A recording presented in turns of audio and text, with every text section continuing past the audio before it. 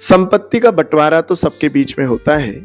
ये कुछ नियामक सा भी लगता है कि 2 भाइयों के बीच में एक समय ऐसा आ जाता है कि बँटवारा हो जाता है।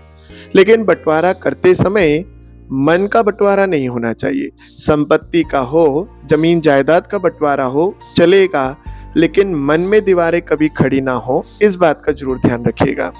एक बार 2 भाइयों के बीच में बँटवारा हुआ, लेकिन भैंस 1 थी और भाई 2 थे, इसलिए बँटवारा उसका नहीं हो पा रहा था, क्योंकि आधी-आधी भैंस का तो कोई बँटवारा होता नहीं।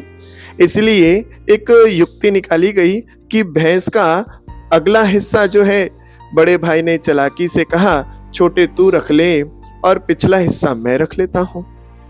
अब छोटे भाई ने भी कहा, ठीक है भैया, अब 2 दूध रोज दुहे, बड़ा भाई और दूध मलाई खाए और भैंस को घास छोटा भाई खिलाए।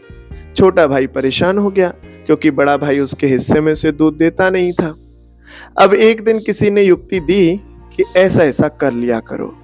इसलिए उस युक्ति का पालन करते हुए जब बड़ा भाई गाय का भैंस का दूध धोने बैठे और तभी छोटा भाई उसके मुख पर लठियां चलाने लगे, उसको मारने लगे, जिसके कारण वह विचलती तो दूध देने में उसको परेशानी होती। अब वह भाई कहता, क्या करता है? बोले, मेरा हिस्सा है, मैं कुछ भी करूं।